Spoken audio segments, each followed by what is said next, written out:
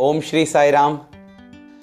ये प्रश्न से शुरू करूंगा कि अगर आपको बताया गया कि इन तीनों में से सबसे महत्वपूर्ण क्या है, आप क्या चुनेंगे? तो सबसे पहला है धन। किसको नहीं चाहिए धन? दूसरा है समय और तीसरा है शक्ति। तो इन तीनों में शक्ति, धन और समय, इन तीनों में सबसे ज्यादा आपको कौन सा चाहिए? ऐसे हमें लगता है कि ये तीनों में चुनने का कोई बात नहीं उठती है, क्योंकि हमें तो तीनों चाहिए ना। तीनों का ज़रूरत है। मुझे कालिदास का या वो कहानी याद आता है जब देवी प्रकट होती है कालिदास के सामने। वो कालिदास से पूछती है कि देखो, मेरे इस हाथ में दही है और इस हाथ में दूध है। दूध से ज्ञान मिलेगा और दही से धन मिलेगा, क्या चाहिए ले लो। तो कालिदास कहता है कि मैं दोनों को टेस्ट करना चाहता हूँ, देखने के लिए कि क्या अच्छा है। जो ज़्यादा अच्छा है वो मैं ले लूँगा। और दोनों लेके दोनों ले लेता है, दोनों खा लेता है, पी लेता है। और जब देवी बोलती है कालिदास तुमने क्या किया, तो कालिदास कहता है कि धन के बिना ज्ञान का कोई उपयोग नहीं है। मतलब गरीब ज्ञानी कौन बनना चाहता है, और ज्ञान के बिना तो धन नाश हो जाएगा, विनाश हो जाएगा धन का। दोनों की ज़रूरत है, दोनों की आवश्यकता है। इसलिए तो उसको दुविधा थी, हमें त्रिविधा है, क्योंकि तीन मैं पूछ रहा हूँ, धन, शक्ति और समय। इन तीनों में से कौन सा चाहिए?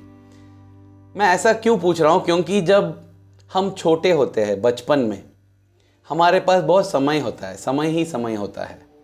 इसलिए माँ बाप बच्चे को बोलते रहते हैं कि ये देखो, समय नष्ट मत करो, तुम जानते नहीं हो कितने अमूल्य है ये समय। समय ही समय होता है और बहुत सारी शक्ति और ताकत होती है, लेकिन पैसा नहीं होता है। इसलिए सभी जो बच्चे हैं ना, बच्चे ये चाहते हैं कि जल्दी बड़े हो जाना चाहिए। अरे क्या, सब चीज़ के लिए मम्मी पापा से पूछना पड़ता है ना। तो इसलिए बच्चों का ये उद्देश्य होता है कि जल्दी से जल्दी बड़ा होना है, क्योंकि हमारे पास अपना खुद का पैसा होगा। लेकिन जैसे ही बड़े होते हैं, कॉलेज ख़त्म करते हैं और नौकरी लग जाता है ना, पैसा तो आने लगता है। और जैसे समय बीतते जाता है तो पैसा और भी बढ़ते जाता है। पैसा मिलते जाता है, शरीर में ताकत और शक्ति तो होती है, लेकिन अभी समय नहीं होता है। मैं भजन करना चाहता हूँ, सेवा करना चाहता हूँ, मैं सब चीज़ में भाग लेना चाहता हूँ, लेकिन समय नहीं है। समय नहीं है तो मैं क्या करूँ? यहाँ पर मैं अपना एक बड़े भाई का उदाहरण देना चाहता हूँ। बड़े भाई मतलब उसने भी Sri Sathya Sai institute of higher learning से ही ग्रेजुएशन किया था। उसका नाम है वेंकट देसिकन। नाम से बता रहा हूँ क्योंकि उसका जीवन देख के मुझे बहुत इंस्पिरेशन मिला, मैं बहुत प्रभावित हो गया। इन्होंने अपना जैसे करियर शुरू किया, जल्दी से जल्दी बढ़ते गए करियर में, बहुत अच्छा काम कर रहे थे, लेकिन उन्हें भी ये महसूस हुआ कि समय नहीं मिल रहा है सेवा करने के लिए। क्या करूं? तब उन्होंने एक ऐसा निर्णय लिया, बहुत बहुत प्रभावशाली निर्णय है। जब उनका अगला जब प्रमोशन आने वाला था, तो जाके अपने बॉस से कह दिए कि देखो, मुझे इस प्रमोशन की ज़रूरत नहीं है, मुझे जितना पैसा चाहिए वो मिल रहा है अभी, बस और ज़्यादा काम नहीं चाहिए। क्योंकि देखो, जब प्रमोशन मिलता है ना, ऐसे ही मुफ्त में प्रमोशन नहीं देते, पैसा ज़्यादा देते हैं ज़रूर, लेकिन उसके साथ उसका दुगना काम भी आके पड़ता है सर पे। तो इसने कह दिया कि मुझे सेवा करनी है, भगवान का भजन करना है, और ये है क्योंकि ज़िंदगी के अंत में ना यही सब महत्वपूर्ण चीज़ें हैं। कितने साल हम दूसरों के लिए काम किए, पैसे के लिए काम किए, उससे कुछ मिलता नहीं है, शांति नहीं मिलती है, सुख नहीं मिलता है। स्वामी कहते हैं ना, भजन बिना सुख शांति नहीं, सिर्फ साई भजन, साई स्मरण, साई कार्य, इन्हीं से शांति मिलती है, इन्हीं से आनंद मिलता है। लेकिन हाँ, जिंदगी चलाने के लिए पैसे की ज़रूरत भी है। इसलिए स्वामी हमें कहते हैं कि सीलिंग ऑन डिजायर्स करो, सीलिंग ऑन डिजायर। स्वामी ये नहीं बोलते कि डिजायर्स ही मत रखो। स्वामी ये भी नहीं कहते कि जितना पैसा मिलता है उतने कमाते जाओ, नहीं, थोड़ा सोचो, संतुलन में रखो। हम पहले सोचते हैं कि अरे एक बाइक में खरीद लिया ना बस, जैसा ही बाइक आता है ऐसा लगता है कि गाड़ी एक चाहिए, फोर व्हीलर कार चाहिए। सेकेंड हैंड भी ठीक है, सेकेंड हैंड कार खरीदते हुए ऐसा मतलब उसके बाद उसका मेंटेनेंस प्रॉब्लम आने लगता है, उसका माइलेज कम है, और हम दूसरे दोस्तों के गाड़ी में बैठते हैं और सोचते हैं नहीं यार मुझे भी एक नया कार खरीदना है। नया कार खरीदने के बाद अरे एक एसयूवी खरीदना है। मतलब अपने आशाओं का कोई सीमा ही नहीं होती है, एक से बढ़कर एक, एक से बढ़कर एक। 1000 रुपया मिला तो लाख रुपया चाहते हैं, लाख मिला तो करोड़ चाहते हैं, करोड़ मिला तो हम इंद्र का स्थान पर जाना चाहते हैं, इंद्र का स्थान मिल गया तो ब्रह्म का स्थान चाहते हैं, ब्रह्म का स्थान मिल गया तो विष्णु का वैकुंठ चाहते हैं। कोई सीमा ही नहीं होता। इसलिए स्वामी बोलते सीलिंग ऑन डिजायर्स, आशाओं पे सीमा रखो। और वेंकट देसिकन जो अपने भैया है उन्होंने वही किया। उन्होंने कहा कि मुझे और प्रमोशन नहीं चाहिए, अभी जितना पैसा मिल रहा है काफ़ी है मेरे लिए, और काम मत दो भाई, क्योंकि मुझे अपना आत्म शांति के लिए जो काम करना है वो बहुत सारे चीज़ है, बुढ़ापे में नहीं कर पाऊंगा, अभी करना है। स्वामी वही बोलते थे, तुम क्या सोचते हो कि बूढ़े बनने के बाद ये सब करोगे? बूढ़े बनने के बाद अपने आप का देखभाल नहीं कर पाओगे तो ये साधना सब कैसे करोगे? तो जब हम सोचते हैं कि अभी जब हम 30 उम्र के हैं या 40 उम्र के हैं, शक्ति है शरीर में और धन भी है, लेकिन समय नहीं है, अरे थोड़ा कम करेंगे धन की आशा, धन की लोभ कम करेंगे, कोई बात नहीं, थोड़ा कम मिल गया तो। अगर मैं महीने में 1 लाख कमा रहा हूँ तो 80,000 बस है, सच्ची में बस है, कुछ ज़्यादा फर्क नहीं पड़ने वाला है। और उस 20,000 से जितना समय मैं बचा पाऊंगा ना, उस समय से मैं जितना सेवा करके सच्ची का आनंद उठा पाऊंगा, वो करके महसूस करना चाहिए। क्योंकि इस उम्र के बीत जाने के बाद जब हम 50 का हो जाएंगे या 60 का हो जाएंगे ना, तब अगर हमने ये नहीं किया है तो शायद हमारे पास बहुत धन होगा और बहुत समय ही समय होगा, लेकिन शक्ति नहीं होगी, ताकत नहीं होगा। स्वामी बोलते थे कि जब तुम भगवान को प्रसाद चढ़ाते हो ना, हाँ, कैसे चढ़ाते हो? सबसे पहले एक पत्ता पे या एक ताट में सबसे फ्रेश ताज़ा खाना चढ़ा के खिलाते हैं प्रसाद के रूप में, नैवेद्य चढ़ाते हैं वैसा।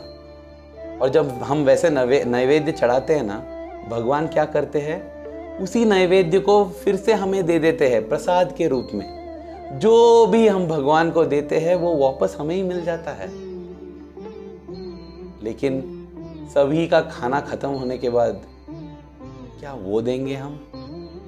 मुझे एक और अनुभव का याद आता है अभी, ये भी मेरा एक भाई को हुआ था।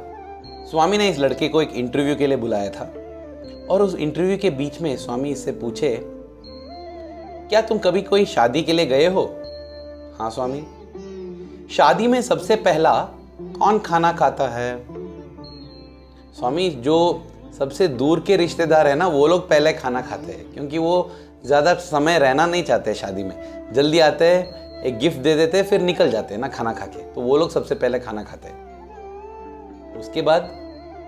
उसके बाद थोड़ा और करीब के रिश्तेदार, उसके बाद सबसे करीब के जो रिश्तेदार है वो लोग दोस्तों के साथ, और वो दोनों जिनका शादी हो रहा है ना, वो लड़का लड़की, वो लोग भी उसी समय सबके अंत में खाते हैं वो लोग। फिर स्वामी पूछे, उनके बाद कौन खाना खाता है? सभी का तो हो गया अभी। नहीं, अगर खाना बच गया है तो क्या होता है स्वामी? अगर खाना बच गया है ना, तो इनके बाद जिन्होंने भी मदद किया था, जो झाड़ू लगाए थे वहाँ शादी के वहाँ, सभी को बुला के सभी को खाना खिलाते और सभी को दे देते। उसके बाद भी अगर खाना बच गया तो स्वामी, उसके बाद भी बच गया तो स्वामी नारायण सेवा कर देते हैं। कभी कभी ना हम भी ऐसे ही नीच रूप से सोचते हैं नारायण सेवा के बारे में। नारायण सेवा वो नहीं है जो खाना अधिक हो गया हम बांट दे। नारायण सेवा वो नहीं है कि जो खाना मतलब थोड़ा ज़्यादा है, थोड़ा हर महीना थोड़ा हम पैसे दे देंगे या नारायण सेवा कर देंगे। नहीं। 1975 1975 में अपने बर्थडे के डिस्कोर्स के समय स्वामी ने कहा, नारायण सेवा करते समय याद रखो कि स्वामी आपके घर पे भिखारी के रूप में आया है। स्वामी ने इन शब्दों का प्रयोग किया, स्वामी आपके घर के सामने भिखारी के रूप में आया है। अगर स्वामी ऐसे आते हैं हमारे घर, जो बन रहा है ना ताजा खाना, हम खुद खाने से पहले वो त्याग करके दे देते ना, वो है नारायण सेवा। सेवा मतलब प्रेम होना चाहिए, प्रेम मतलब त्याग होना चाहिए। न कर्मणा न प्रजया धने न त्यागे न के अमृतत्व मानशु। त्याग के बिना प्रेम नहीं होता है, त्याग करना चाहिए। इसलिए स्वामी कहते थे अगर नारायण सेवा करना है तो रोज जब तुम खाना बनाते हो ना, थोड़ा कम खाओ। अगर 3 चपाती खाते हो तो बस 2 चपाती खाओ, 1 चपाती का उतना आटा बाजू में रखो। ऐसे पूरा महीना बाजू में रखो, चावल, आटा, दाल, सब्जियां। ये सब जो है ना, ये सिर्फ पैसे से नहीं रखे गए हैं, त्याग करके रखे गए हैं। मैं थोड़ा भूखा जा रहा हूं ताकि किसी और का भूख मिट सके, तभी तो प्रेम बढ़ेगा दिल में ना, तभी तो हमारा उद्धार होगा, तभी तो हम समझ पाएंगे दूसरे का भूख क्या होता है। पेट भर 10 चपाती खा के पैसे देके और 2 चपाती खिलाने से नारायण सेवा नहीं होता है। पूरा दिन का खाना बना के खाने के बाद जो बच गया वो जाके भिखारी को देने से नारायण सेवा नहीं होता है। हाँ, फेंकने से बेहतर है किसी को देना, लेकिन उसे नारायण सेवा कहना हमारा पागलपन है, वो नारायण सेवा नहीं है। नारायण सेवा मतलब साईं को खाना खिलाना, अपने साईं का भूख मिटाना। एनीवे, मैं जो कहानी बोल रहा था वहां से हट गया मैं उधर। उस लड़के ने कहा कि स्वामी हाँ, अगर फिर भी खाना बच गया तो नारायण सेवा करेंगे। स्वामी पूछे उसके बाद भी अगर खाना बच गया तो क्या करोगे? स्वामी अगर उसके बाद भी खाना बच गया तो बस स्वामी क्या कर सकते हैं, फेंक देंगे, कोई कुत्ता या कौवा आके खा लेगा बस। तब स्वामी ने उससे कहा, बच्चे देखो, तुम्हारा प्यार का ना स्वामी भूखा है, लेकिन स्वामी को तुम्हारा प्यार उस कौवे और कुत्ते को जैसा खाना मिलता है ना, वैसा मिलता है। मतलब स्वामी की आंखों में आंसू नहीं थे, मेरे आंखों में आंसू आ रहे हैं, क्योंकि सच यही है। जो दिल में हमारा प्यार है ना, वो हम सभी को देते हैं। और सभी लोग खा के फेंक के चले जाने के बाद ना, रोते हुए हम भगवान के पास आके, उस समय भी हम नहीं आते भगवान के पास, भगवान खुद आते हैं। इसलिए उन्होंने कहा कि तुम्हारा प्यार का भूखा हूं मैं, और लेकिन मैं उस कौवा और कुत्ते की तरह हूं जो फेंक देते हैं ना, हमारा दिल टूट के हम फेंक देते हैं। उसको आके स्वामी स्वीकार करके बोलते मैं खुश हूं। मैं ये क्यों बता रहा हूं? क्योंकि उस दिन स्वामी ने कहा उस लड़के से कि देखो, मैं ये वादा करता हूं, जो अपने बचपन में, जो अपने युवा में अपने समय और अपना शक्ति और अपने पास जो धन है, जो भी है, समय, शक्ति, धन, अगर वो स्वामी को देगा तो मेरा ये वचन है कि उसकी जिंदगी में जब भी उसकी कोई भी जरूरत हो, उसे मुझे बुलाने का हक मिलेगा। हक, जब चाहिए वो बुला सकता है, मैं आऊंगा, या बुला सकती है, मैं आऊंगा। क्योंकि स्वामी भी ये चाहते हैं कि जब हमारे पास सबसे ज्यादा शक्ति है, समय है और पैसा है, तब सौंपना चाहिए। बुढ़ापे में हम लोग रिटायरमेंट होने के बाद, हाँ, तब हम सेवा करेंगे नहीं।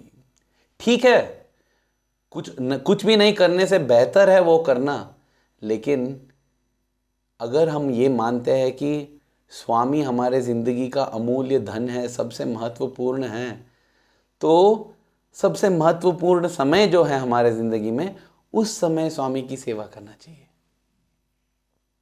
और अगर ये हमारे दिमाग में स्थिर है तो क्यों समय नहीं मिलेगा? हाँ, क्या हर रोज खाना खाने के लिए समय नहीं है हमारे पास? क्या हर रोज सोने के लिए समय नहीं है हमारे पास? क्या मूवी थिएटर जाने के लिए समय नहीं है हमारे पास? हमारे लिए जो भी महत्वपूर्ण है वो सब करने के लिए हमारे पास समय है।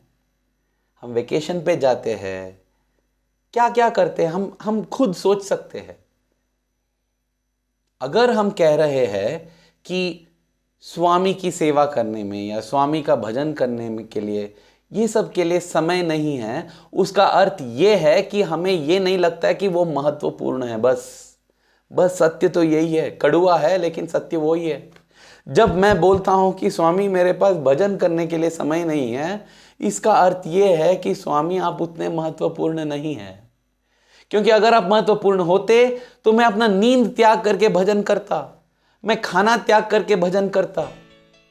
एक बार हम सभी भजन हॉल में बैठे थे स्वामी का 85th बर्थडे से पहले, और स्वामी से बोल रहे थे कि स्वामी आपका 85th बर्थडे के लिए हम कुछ स्पेशल सेवा करना चाहते हैं, उसके लिए आपका अनुमति चाहते हैं हम।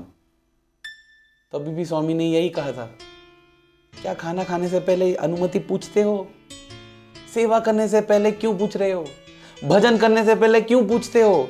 ये तुम्हारा हक है, तुम्हारा अधिकार है ये करने के लिए, करो, पूछो मत। तो सबसे पहले ये मैं कहना चाहता हूं कि अगर हमें लगता है कि ये सब करने के लिए समय नहीं है, उसका अर्थ यही है कि वो उतना हमें उसका महत्व पता नहीं चला है। हमें ऐसा लगता है कि कोई बात नहीं, अभी ये पैसा कमा लेंगे, शादी कर लेंगे, बच्चे करेंगे, बच्चे का देखभाल करेंगे, बच्चे का कॉलेज कराएंगे, बच्चे का शादी कराएंगे, उसके बाद भगवान के बारे में सोचेंगे।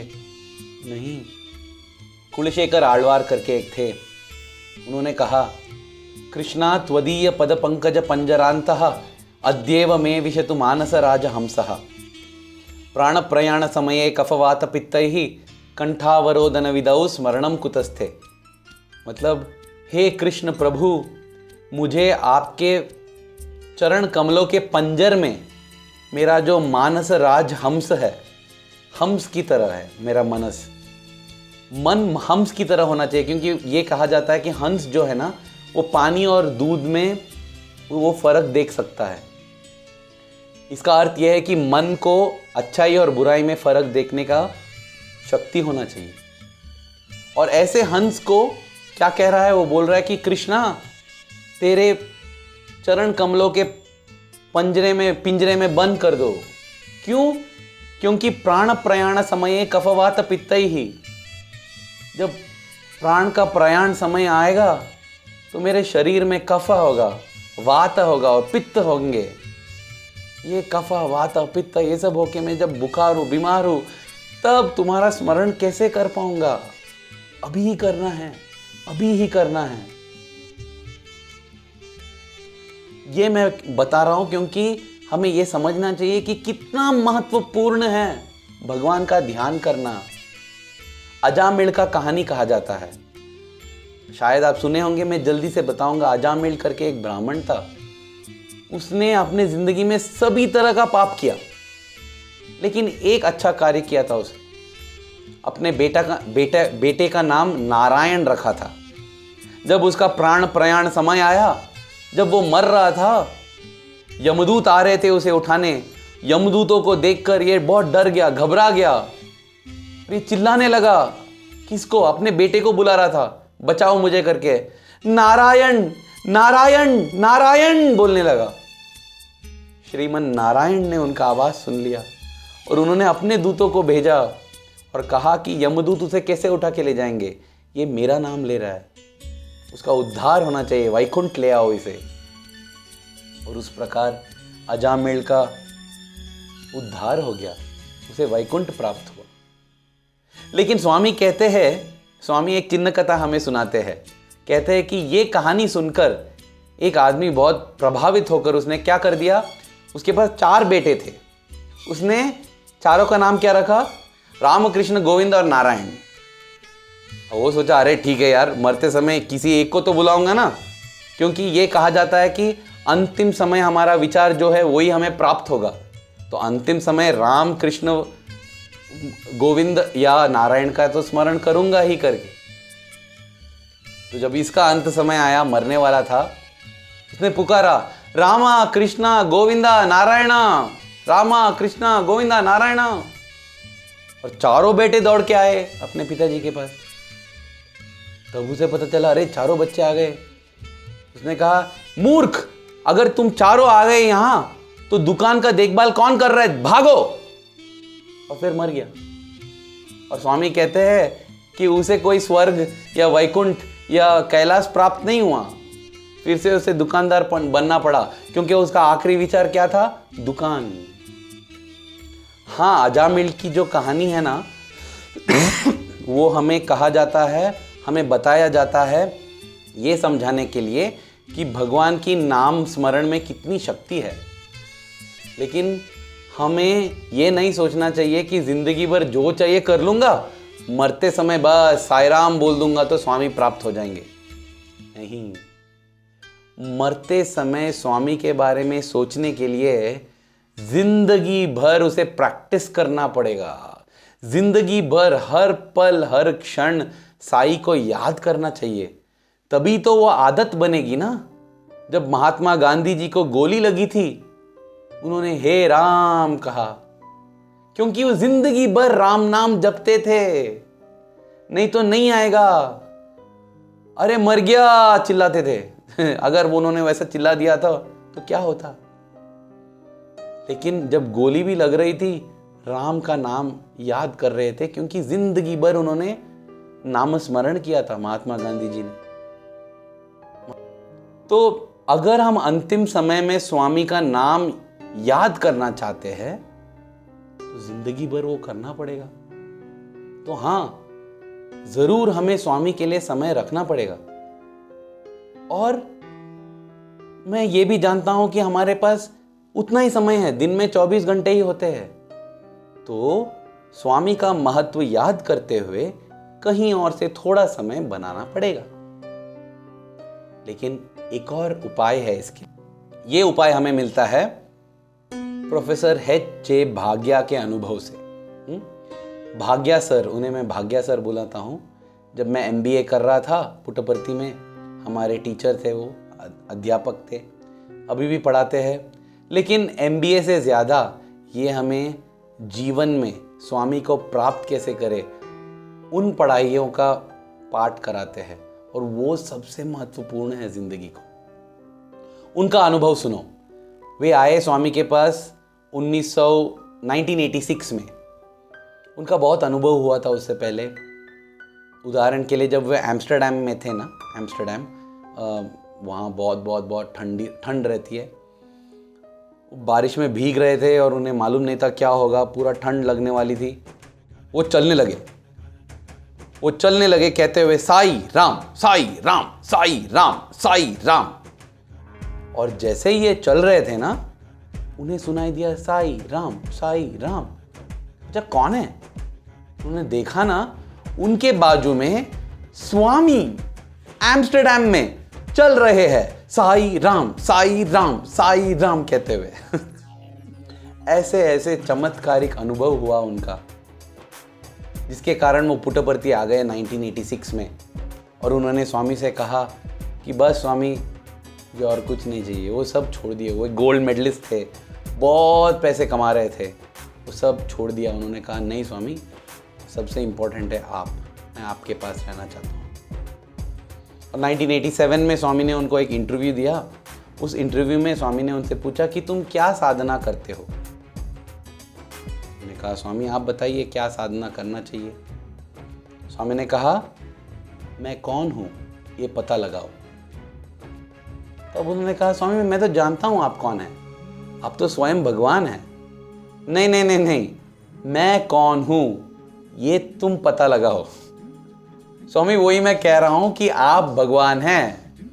अरे नहीं भाग्या, तुम पता लगाओ मैं कौन हूं। भाग्या सर सोचे ठीक है।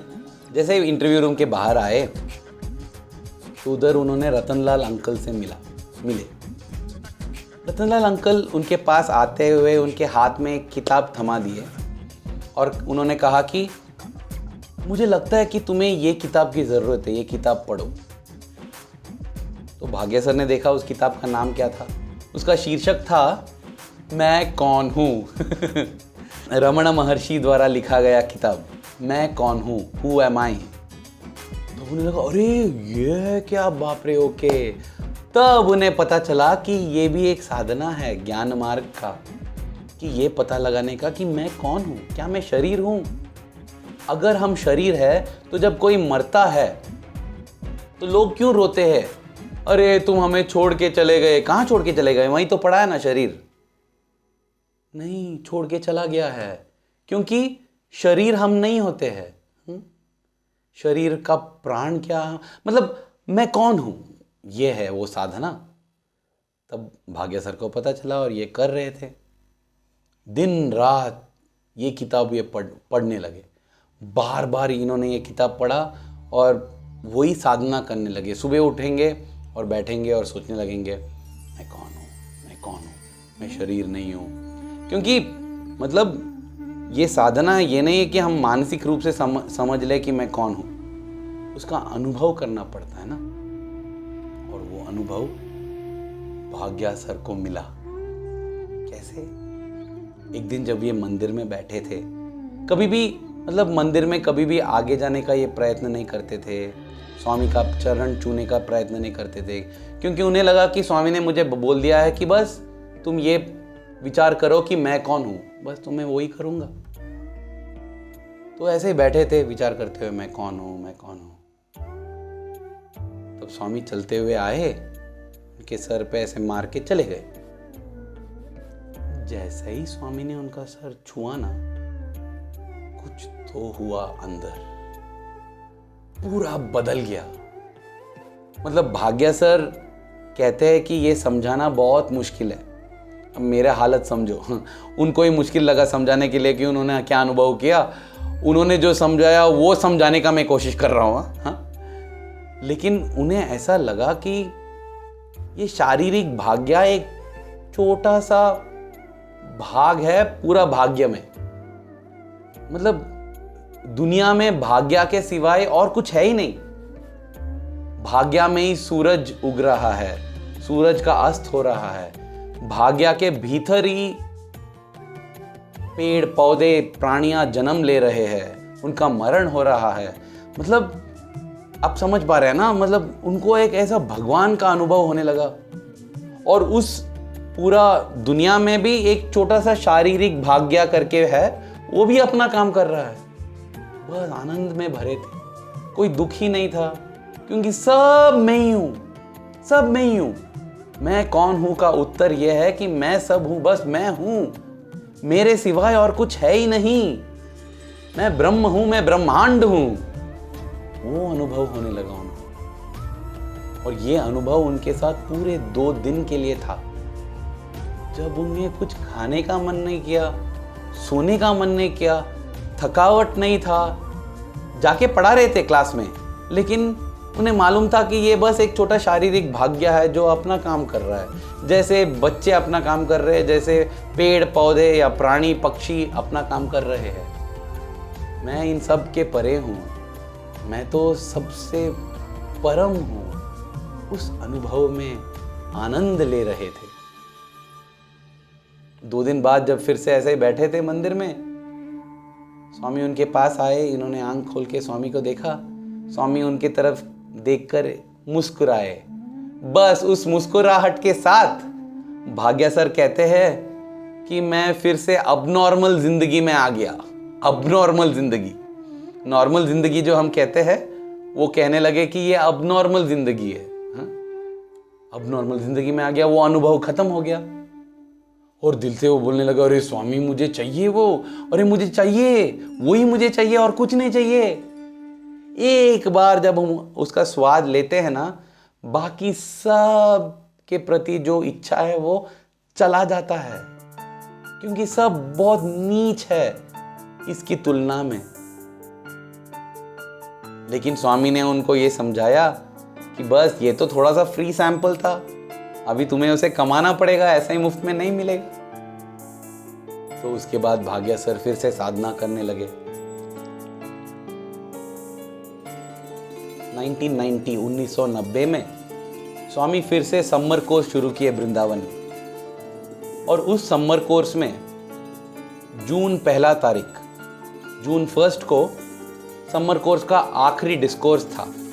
उस आखिरी डिस्कोर्स में स्वामी ने यही कहा कि तुम्हें यह पता लगाना चाहिए कि मैं कौन हूं। और बाकी वो पूरे 30 दिन के समर कोर्स में भी स्वामी इसी पर ध्यान देने और इसी पर महत्व दे रहे थे कि तुम सभी को यही साधना करना होगा, ये पता लगाने कि मैं कौन हूं। और उस अंतिम दिन का डिस्कोर्स में स्वामी ने यह कहा कि अगर जिंदगी भर भी आप साधना करोगे, 24 घंटा भी ये प्रश्न आप पूछते रहोगे कि मैं कौन हूं, वो भी काफी नहीं है, और करना चाहिए। ये सुन के भाग्या सर को लग गया कि बस मैं अभी सब चीज छोड़ दूंगा, यही करूंगा। उन्होंने जाके अपना इस्तीफा दे दिया। कॉलेज में। उन्होंने कहा बस मैं छोड़ रहा हूं। तो प्रिंसिपल पूछे क्या तुम पागल हो रहे हो, स्वामी ने तुम्हें ये काम दिया है, ऐसा नहीं छोड़ना चाहिए। मैंने कहा स्वामी ने मुझे और कोई बड़ा काम दिया है, इसलिए ये सब मैं त्याग कर रहा हूं। उसके बाद स्वामी पुट्टपर्ती आए और सभी अध्यापकों को इंटरव्यू के लिए बुलाए। इंटरव्यू के दौरान जब भाग्या सर ने स्वामी से कहा कि स्वामी बस मैं ये जानना चाहता हूँ कि मैं कौन हूँ, और उसके लिए मैं इस्तीफा दे दिया हूँ, मैं कुछ और नहीं करना चाहता हूँ, ये लौकिक काम, ये दुनिया का काम मुझे चाहिए ही नहीं। जैसे उन्होंने ऐसा कहा, स्वामी के आंखें बड़े हो गए और उन्होंने कहा भाग्या, अगर तुम दुनिया का काम और भगवान का काम कह के तुम अलग करोगे तो 1000 जन्मों में तुम जो चाहते हो वो मैं नहीं दूंगा। स्वामी ने यह नहीं कहा कि तुम्हें नहीं मिलेगा, स्वामी ने कहा कि मैं नहीं दूंगा, देने वाला स्वामी है। स्वामी ने क्या कहा, ऐसे अलग मत करो, ये मत बताओ कि ये घर का काम है, ये ऑफिस का काम है, ये स्वामी का काम है। अगर तुम ऐसे अलग करोगे तो नहीं दूंगा मैं। उनको फिर प्रेम से स्वामी ने कहा, जो भी तुम करते हो स्वामी के लिए करो। घर में हो या ऑफिस में हो या मंदिर में हो या समिति में हो, फर्क नहीं पड़ता है, क्योंकि तुम जो भी कर रहे हो मेरे लिए कर रहे हो। तुम जब जो भी करते हो ये सोचो कि क्या इससे स्वामी खुश होंगे या नहीं। वैसे करने से तुम्हारा काम ही पूजा बन जाता है, वर्क बिकम्स वर्शिप। तुम्हारा कर्तव्य ही भगवान बन जाता है, ड्यूटी बिकम्स गॉड। जो भी कर रहे हो दिन भर, पूरा 24 घंटा स्वामी का ही काम तब करते रहोगे आप, तब ये प्रश्न कहां से उठता है कि स्वामी का काम करने के लिए मेरे पास समय नहीं है। जो भी हम करते हैं ना, स्वामी को मन में रखते हुए, स्वामी कहते थे ना, मन में राम हाथ में काम, मन में साई राम, हाथ में जो भी काम हो वो साई का काम बन जाएगा। उस भक्ति से, उस श्रद्धा से हमें हमेशा काम करना चाहिए। धन्यवाद। साई राम।